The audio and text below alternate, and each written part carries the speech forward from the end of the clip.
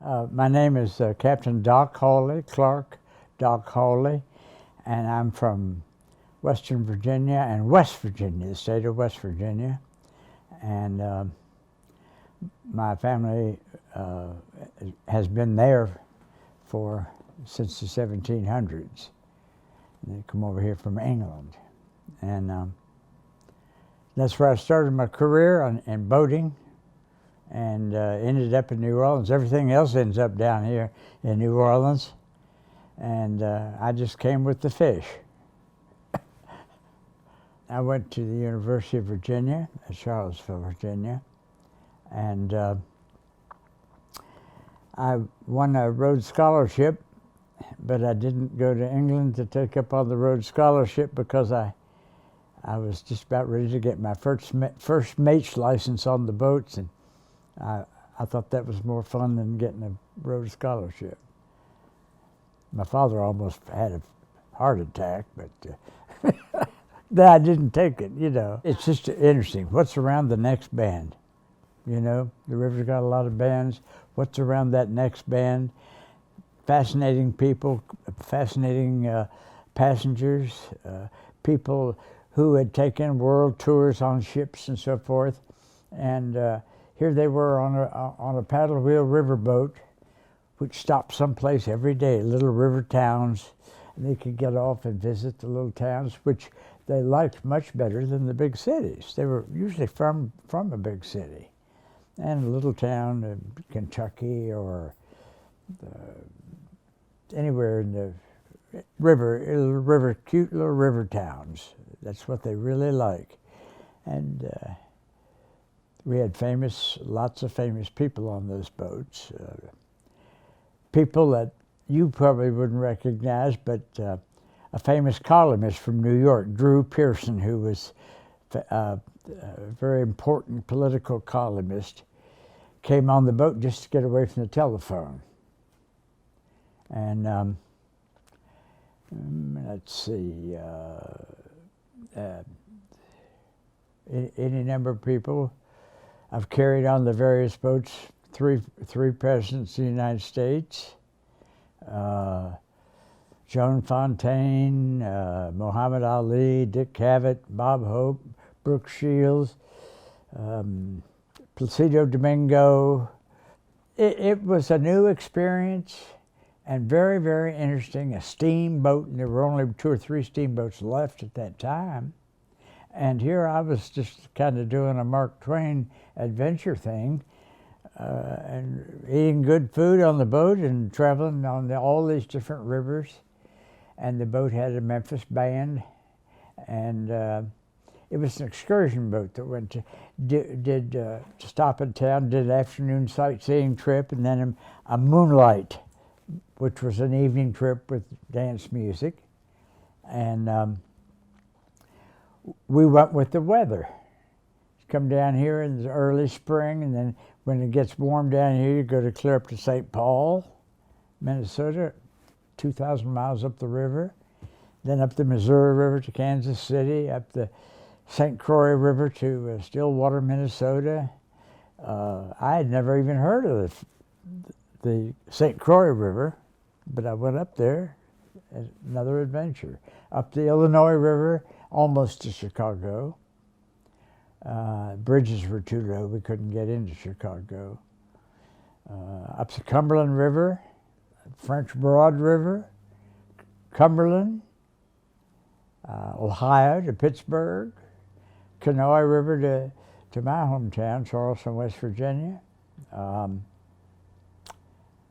The Arkansas River as far as Little Rock. It was just an adventure. Started out I was 16, and then I worked every summer and got enough time to legally go before the Coast Guard and apply for a mate's license, which is kind of an assistant captain, the first mate. And then I got that license and worked as a mate for 2 years, and then I got a pilot license and worked as a pilot for 2 years, and then I got a captain's license. So I worked on the Delta Queen, the Belle of Louisville, the Avalon, all these paddle wheelers, and only the old Avalon is still running. My first boat ride was with my brother, and I was asking about the Calliope.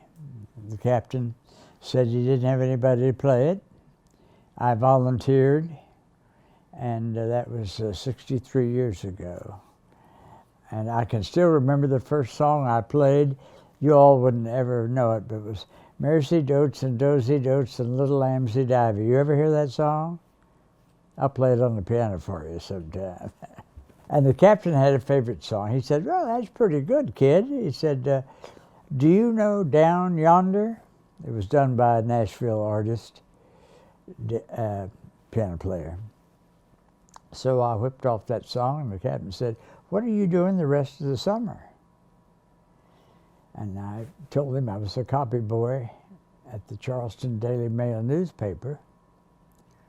And he said, well, I can offer you $27.50 a week in room and board. $27.50, which was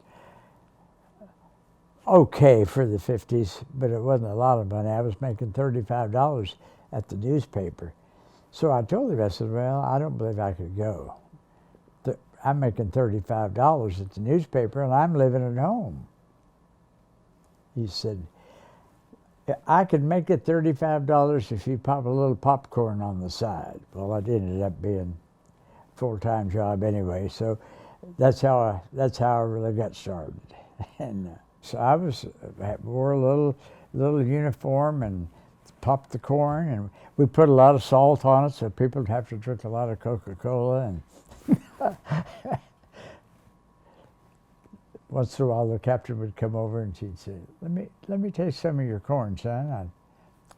He'd say, "Not enough salt. You got to salt it down a little bit more." Strictly excursion boats. Took people on there for 2-hour trips. Entertained them with the Memphis band. And I might add that that's the way New Orleans music went up the river in the first place. After they closed Storyville down, the bands couldn't play. Black bands and white bands couldn't play, and white people couldn't get together. That's why Preservation Hall wasn't founded until 1964. They changed the law. Then black people could entertain white people in the same room. But there was no law in 1918. On the federal waters, there was no law, segregation law. So these captains all hired New Orleans bands and took them up north. And Louis Armstrong's first job was on a boat playing the trumpet. His first job out of New Orleans, that is. And then I made friends with lots of people, like the man who was the chairman of the board here, Mr. Leonard Huber, was a river enthusiast. He collected river pictures and whistles and chandeliers and things off the river boats. And he had written me about the river. And we corresponded for a little over 2 years. And then by that time I was on the Delta Queen as the very first mate. And I wrote him a note and said, I will be in New Orleans to dedicate the Governor Nichols Street Wharf, and I would like to invite you down for breakfast and maybe show you around the boat, show you the engines and so forth.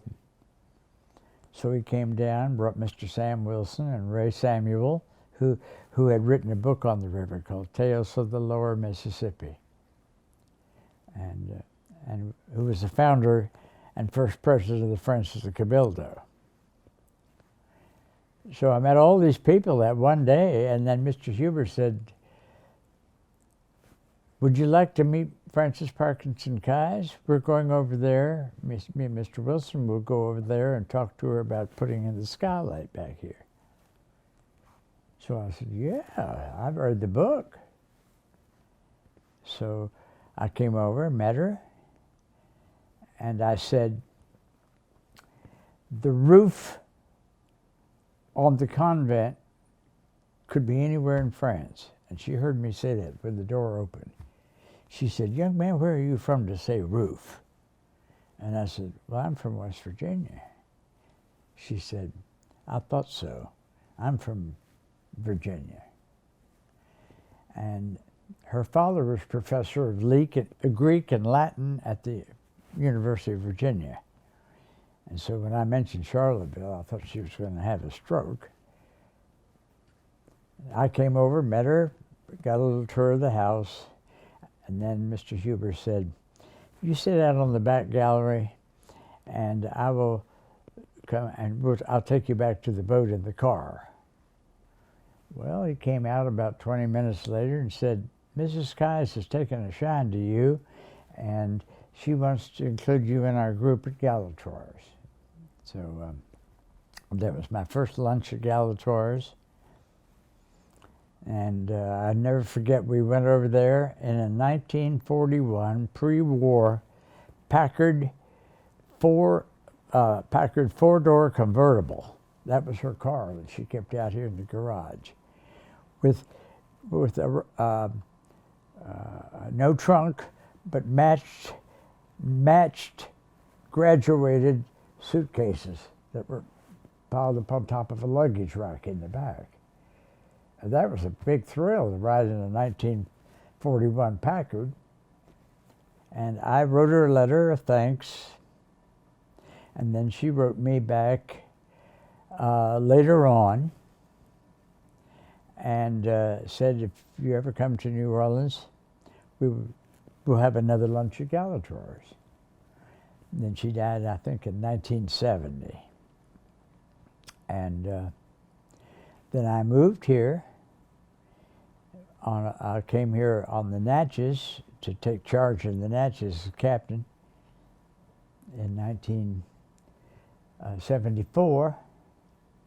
And once again, I wrote my friend, my pen pal, Mr. Huber, and asked him to get me an apartment in the Lower Pontalba, because he was the head of the museum board. He was the man. So he got me an apartment, and I had this grand vision of getting up and walking to work across Jackson Square to get to the Natchez, right behind Jack's Brewery there. And in the last paragraph, he said, "Captain Hawley, we have an apartment available in the courtyard of the Beauregard Kies house, and I'd like to talk to you about renting it. Would be a lot handier than the Pontalba, parking-wise, and you were guaranteed off-street parking, and it was all of $175 a month, and that included utilities." Ching, ching, that's signed me up. So I lived here for 2 years, and in the little apartment under the back gallery, and then I bought my house, and around the corner at Royal and Barracks, and I've been there 38 years now. So it was kind of an interesting, getting to know people who introduced me to other people who then offered me a place to live. On the way back in that wonderful Packard car, I said, "I really enjoyed dinner, your 2 books that I've read." I'd only read 2 books. Steamboat Gothic, because I worked on steamboats. And then Dinner at Antoine's, which gave me a really good appreciation of New Orleans and the general tastes of New Orleans and so forth. And I'm wondering, Ms. Kies, you wrote the book Dinner at Antoine's. I was wondering why we came to Galatoire's. She said, "The truth is the food is much better." And having not been to Galatoire's, I said, "Thank you very much. I'll try Galatoire's. I'll try Antoine's one of these days." And never made it back to Antoine's till I moved here. It was much the same as it is now. When I moved here, she was not in residence. She was traveling. She was a great traveler all over the world. And her butler and guide and yard man was a fine little man from Vermont named Carol Fuller, and he lived up in the attic. And I later hired his daughter to be a purser on the Natchez. But we became great friends, and he loved one of my favorite foods, pink grapefruit. And we had, I imagine, every other morning that I lived here, we had pink grapefruit together up in the kitchen, where that wonderful stove is. Still the same stove up there. And once in a while I would make an attempt to make a tour, because I'd made a lot of tours with him. And when he wasn't feeling good, a couple of days, when he got over 80 years old and he wasn't able to make a round every day, I'd come help him out some. So it was a very interesting experience to live here and meet the people who came here. One of the people that I brought over here from the Natchez was an English writer.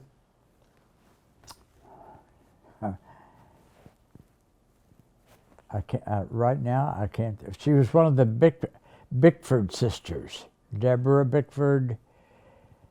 There were 4 Bickfords. One of them married an Astor and lived in the mansion there in London. One of them was a communist. One of them was a writer. And I brought her over here. She stopped me on the boat and she said, I love the boat ride, I love the city, but nobody can make a good cup of tea. And I said, I know how to scald the pot and use real tea, and I just got back from a trip from England, and I went to Fortnum Mason and have some tea at home.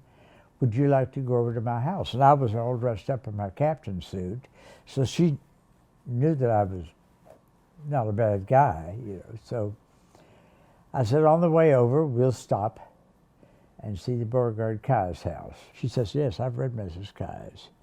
So she came over, had an abbreviated tour. Then I took her to my house, and she was sitting in my living room looking at my bookcase, and she said, oh, you have my book. And I said, which one? Big bookcase.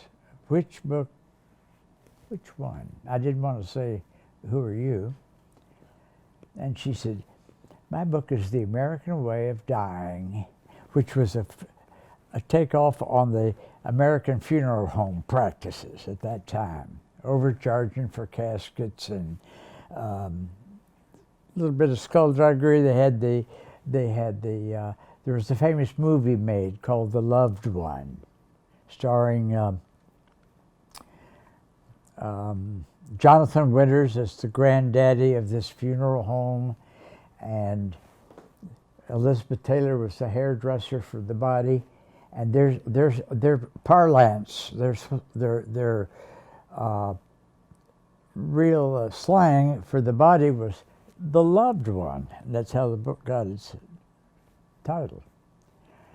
Anyway, Liberace was the casket salesman. Elizabeth Taylor did the hair. Robert Morse did the makeup. All these. It was one of the funniest movies that I ever saw. It was taken from her book. So, and here she picked me up quite by accident. And we really enjoyed and when I went to England, the next time I gave her a call, and we went out to lunch. Mitford, Jessica Mitford was the name. Yes, in fact, we had a 50th anniversary of dinner at Antoine's, and her secretary came down, was still living then, and a man here in New Orleans named Louis Otto who was the young archaeologist that was at the table with Mrs. Keyes in the book, Dinner at Antoine's. I met him. It's an unusual occupation, you know, and a lot of people I have found were interested in that fact, because here I was working on these steamboats which were fast disappearing from the American scene, and it was like something out of the past, you know. It was like this adventure. Then it was an adventure. Seeing different places, going to St. Paul, Minnesota, and Kansas City, and all these far-flung places that we visited. And I'd try to get songs, play songs like, you know, Kansas City Blues or something like that to fit in if we could. You know, on the Ohio River, we played Beautiful Ohio on the Calliope. And down here, 1,000,001 good songs. But we tried to work local angles into where we were on the boats that were visiting all these places. The Calliope was invented by a man named Stoddard, and he originally visualized it as a steam organ in a church steeple. But he wasn't too swift of a guy. He did invent the Calliope, but why, as a Vermont native, he didn't realize that the Calliope would condense and leave water in the whistles when you stopped playing.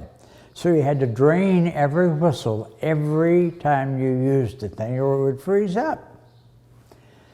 So they didn't make Calliopes for several years. And then along came the great American showman, Phineas Taylor Barnum, Barnum and Bailey. And he said, boy, that's a great thing.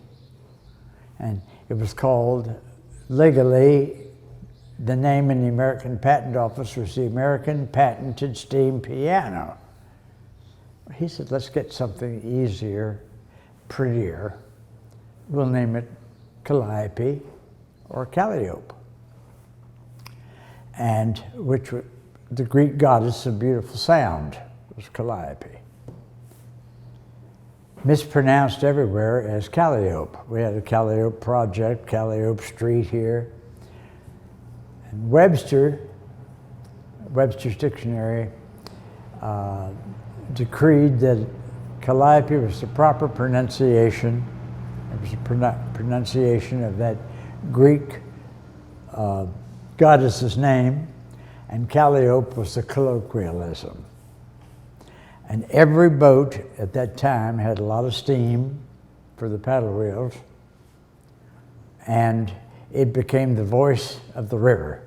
If the river had such a thing as a voice, it was the Calliope playing on the boats. And that's what kind of grabbed me, you know, at the very beginning. There are still 3 steam Calliopes working on the Mississippi River in, you know, 150 years later, which I think is kind of interesting historically. Probably in the early days, there were probably 25 or 30. And when I first started, there were 5, and now there are only 3. Mainly, the deckhands were kind of like, they would be kind of like tough people, like farm workers or something that got tired of following the plow around the field and got on the boat because it was free meals and free board. The pilots were all people who had probably started out that very same way. Pilots were all family men. I remember old Captain Smith told the reporter one time who was interviewing him, he raised his family by long distance telephone. And he was out on the boats all the time. And very interesting people with good memories because they remember where the water was or where the water wasn't. And one of the things that pilots have to learn is what's besides what sand or mud under the boat are all the pipes that go across the river. Water pipes, gas pipes, oil blinds. You have to put that on your map because you have to know where to drop the anchor and where not to drop the anchor. If you drop the anchor in the wrong place and hook onto a gas line or electric line, you could fry a bunch of people and cause an oil spill. Stuff like that. You really have to be with it. But a lot of people have asked me over the years, well, how do you remember all this stuff? And I said, the same way you remember how you get back and forth from work. You know where the worst potholes are. You know where the cop probably is hiding on a motorcycle to give you a ticket. You know where the stop signs are. And it's just like going back and forth, except you're going down a river and you know what's important about that particular piece of river. And then most people just get it. They realize it's a process of familiarization. The band were all black guys from Memphis, and I don't think we had any real notable musicians on the boat, but it was good music. And it must have been in the early days when the New Orleans bands first went up to St. Paul, in the days before radio or any kind of recording. It must have been, because I was around when I heard rock and roll for the first time, it was exciting. The first rock and roll I ever heard was Chuck Berry singing about a deckhand out of Memphis, and so I could identify with who he was singing about, but the rhythm that was carried and so forth, and the people were just loving it. Except that before the New Orleans music went up the river, it was more staid, more like waltz music or, Beautiful Ohio or Rosie O'Grady or something like that. But when this music with this New Orleans rhythm went up the river, it just changed the scene of American music. And here the boat would pull into some little podunk town up on maybe in Kentucky or Missouri or somewhere, and this exciting music was coming off of the boat. Not just the calliope, but the band would be playing. And we always stopped the calliope about 20 minutes before the boat went out, and then played music. The band would start up, and people, of course, could hear the band playing on shore. So they really got a double treat. And the calliope was, you could see the music coming out.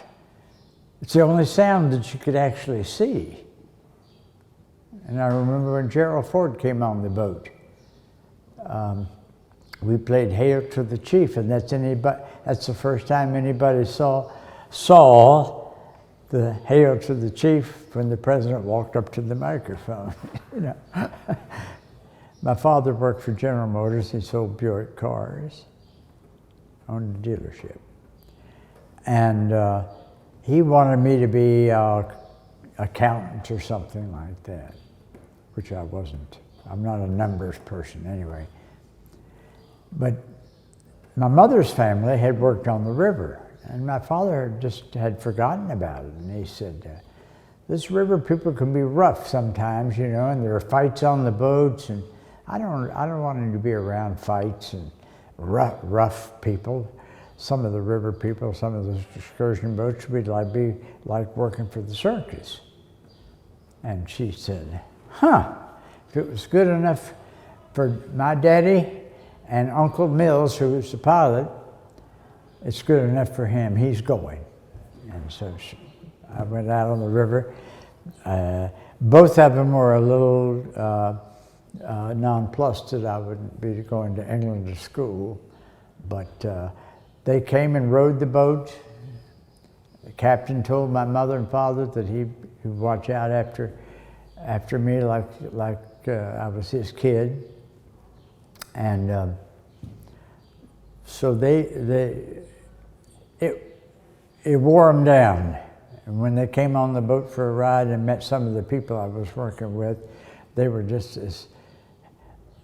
really pleased and surprised. You know, it was a good, clean operation. Basically, this is a fascinating, beautiful house. And anybody who wouldn't be interested in it would be just a little slow, I would think. And here I was living in this, when I came here to visit and met the lady that owned the place, and who was a fascinating person herself. Then I came back, and it was a museum with people making trips every day. As the house became better known, we had better crowds coming in and so forth. I really took a greater interest, like old houses anyway, born and raised in an old house, older than this. And it was a great experience because I met a lot of people, and I like meeting new people all the time. And seeing the appreciation of the place and seeing how Mr. Fuller kind of melted him down. He would tell Mrs. Kai's stories. You know, he was her butler, chauffeur in Vermont, and when she moved in here, she brought him down here, and this replaced or displaced Vermont citizen was living it up down here in this hot, sunny South. And just living here every day and having breakfast here every morning, and usually I ate lunch on the boat, but I ate dinner here at night. Sometimes Mr. Fuller would cook dinner and I would have dinner. Sometimes I would warm something up or bring stuff over from the boat. We had good food on the boat, and I would get a little plate, enough for both of us. We'd eat in the kitchen. A couple of times we got fancy and ate in here on this table. You know, we'd break out some of Mrs. Kai's glasses, the glass that was in the little vestibule there outside the kitchen. We'd have napkins and nice linen and stuff here. Enjoy a little dinner. It was just home sweet home for 2.5 years. This is supposed to be like stone blocks behind the column. And the columns have entasis. You see how they come up here, they bulge out just a little in the middle and then slant in? That's called entasis. And when I first saw this door, I realized, boy, this is a classic door. It's like the door to Monticello. This is really something special. And then when I saw the inside and saw how tall the ceiling was, I knew this wasn't just any ordinary cottage. Yeah. And the door, and then the little glass transoms on each side of the door, which in a way match the whole thing matches. You see, the little arched Gothic tops on each one of those panes. And when I got inside and saw that door, the door lock, that was really, whoa! What a deterrent for burglars. I admired all of this business, which is pure decoration, and then I get inside and I see a door closer lock that was made by a blacksmith, and I knew that this thing had to be wrought iron made by a smith and that fit into these sockets on the door, and there wasn't any way that anybody could break that door down unless they had an axe and would climb through a side transom. This should have been patented. Patented door locking mechanism. And I was told that Frank, my son, always thought that the lock was the original lock. But this goes clear into this solid brick wall. There wasn't any breaking it loose or anything, you know. You could shake the door forever and the door would fall apart sooner or later. In here and a couple of dinners, me and Mr. Fuller, and we'd go back there in the little hallway where all the dishes are stored away and get a couple of glasses and a couple of fancy plates. Ms. Kai's had really good crystal and stuff. And we were just eating eye on the hog. Right here. Is this the chandelier that has the fox and the grapes? Or is the... I really don't know. You know, I took some people in the other day looking at this chandelier. Do you know where the Pavilion Hotel is on Poitras? Mm-hmm. Those chandeliers in that place, there are 8 of them in the lobby. They still burn gas, but they have electricity too. And they lighted them up after Katrina. Because I went to a brunch over there, a bridal, wedding brunch, and they had the gas burning, which was fascinating. And I think they still burn. But originally, of course, that must have been, before gas, it must have been a candle or sperm oil, whale oil. And the fireplace was the only heat. I never saw a fireplace actually lighted here.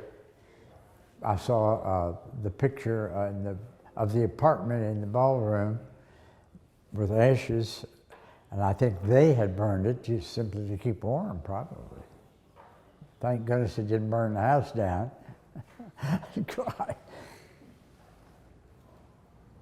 My house had open fireplaces, so I actually burned when the weather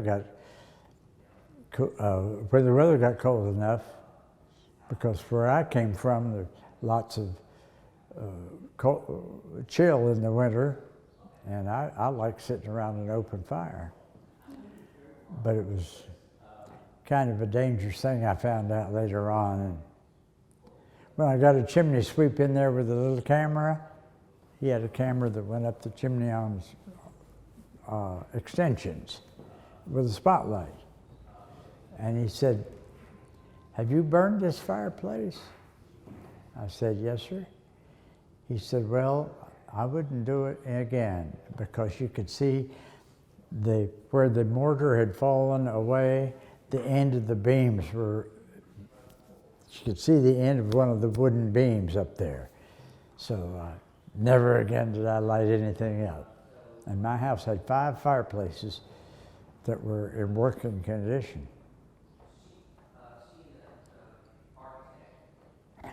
My house was kind of like this, in that the house, no one had ever lowered the ceilings or tampered with the woodwork or anything. They just lived there.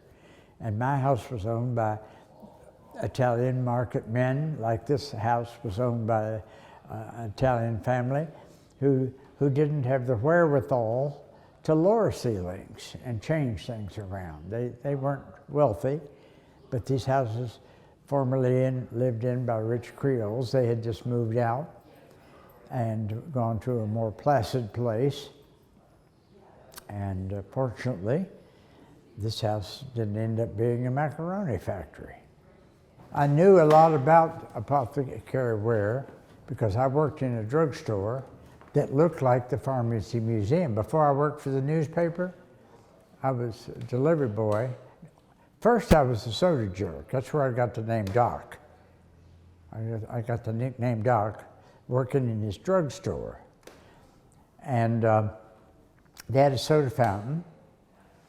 And if you came in after school, this was after school early 1950s hangout with such drinks as, you know, cherry smash, lemon smash. You put a little shot of lemon in there, and then the ice, and then the Coca-Cola or whatever. And sometimes I would make a sundae or soda, and I'd put on 2 or 3 cherries. If you came in, I would put 2 or 3 cherries rather than just the usual one. A little lagniappe. Well, druggist found out that I was giving away lagniappe. He couldn't fire me because my uncle was the leading surgeon in town and taught at the university. So he couldn't fire me, but he moved me back to the prescription department, and it had lots of bottles like this. This one is unguent of iodine.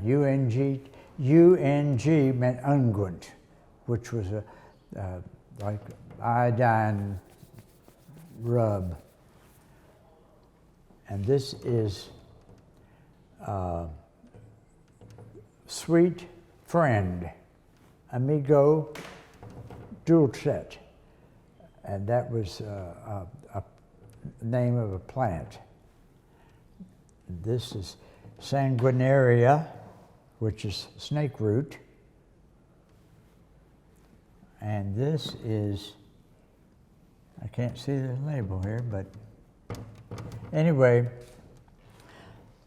when that drugstore closed up, I got almost all the bottles. And I gave some of mine to the Pharmacy Museum up on Charters, and my house is decorated with lots of these in my bathroom. My bathroom looks like a drugstore. But when I went back to the pharmacy department, my friends were kidding me. Oh, you got demoted. You know, remember? Yap, you got demoted. I said, no, wait a minute. Let's think about this. I'm back there with the pills, potions, and powders. I'm back there with Dr. Stallnaker, who owned the store. So I became Little Doc, and that's where I got the name. No, these she collected these. She liked these things. They were like almost like fans, and Latin was the international language of medicine.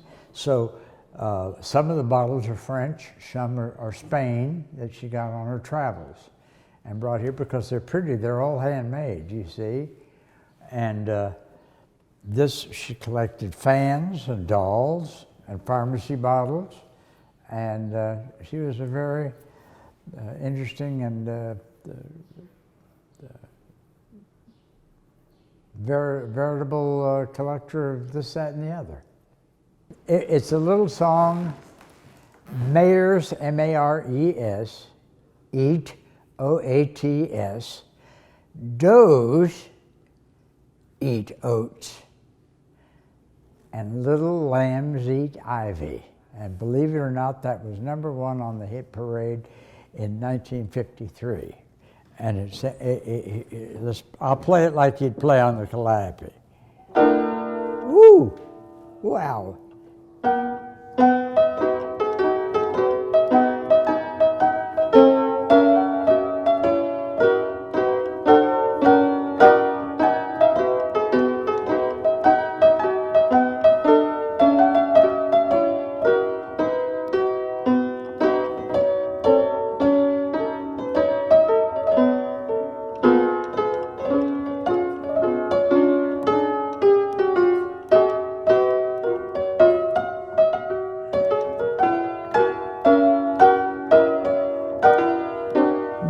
Dotes and dozy dotes and little lambs eat ivy, kid'll eat ivy too, wouldn't you?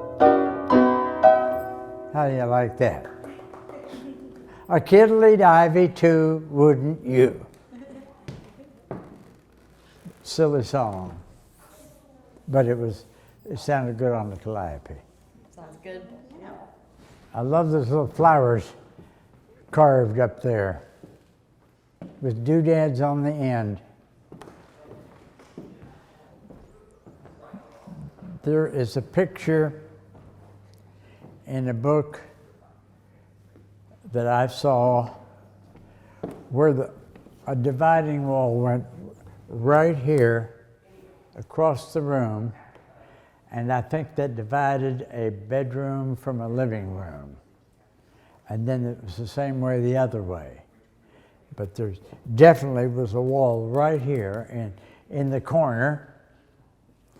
And then they had, the fireplace still had, it was a grate with an iron surround, a grate that you would burn coal in. And that was in the fireplace, because I remember we had one at home like that. I thought that was, somebody burned coal in this house.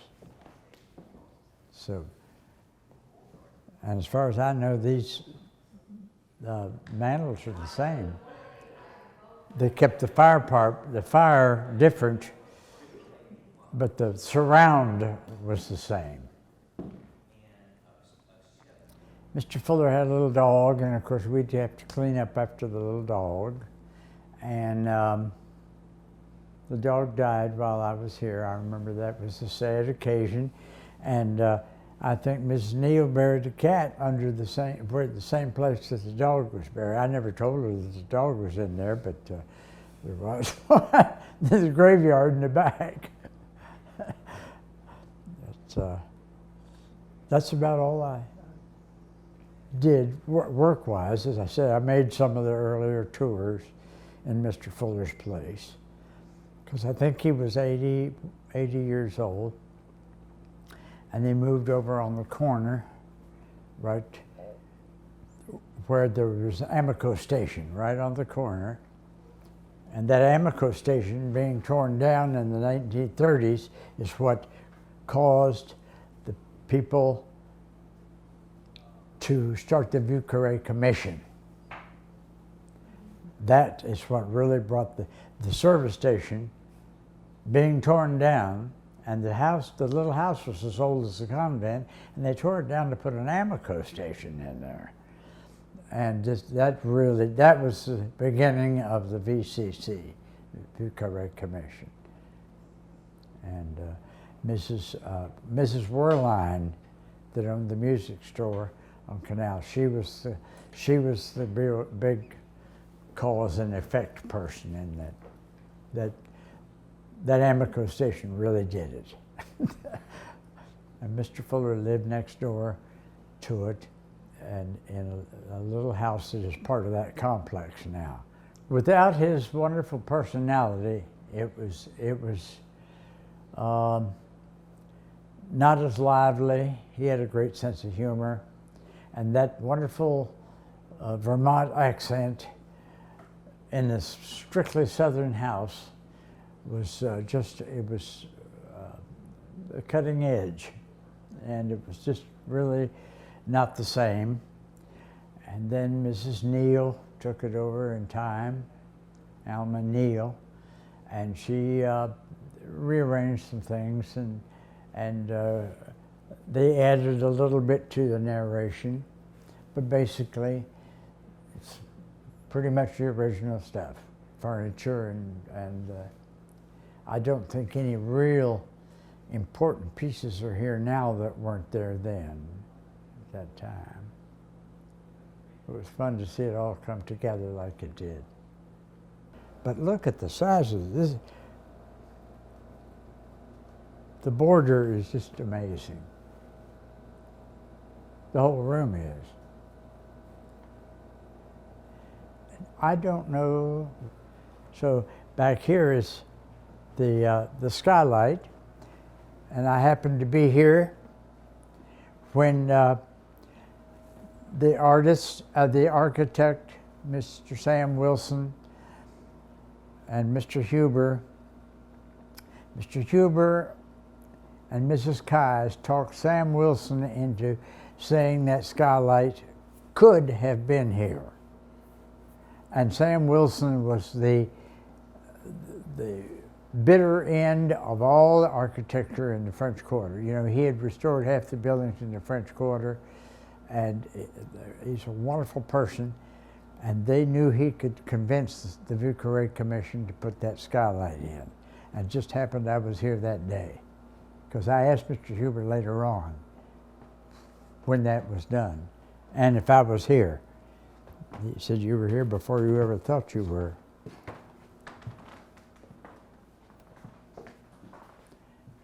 And this is it.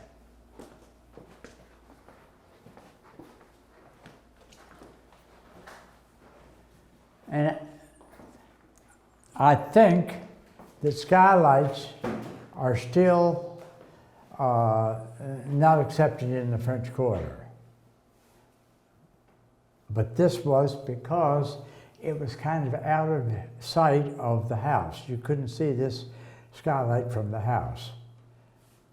The structure of this building hid it. But I was surprised that there was this much wastage to these tiles. I noticed they've been, when I first saw these, and when I lived here, the tiles were in a lot better shape. But there would be no way to repair them other than what they did. Just paint the same color of white there. But a unique room.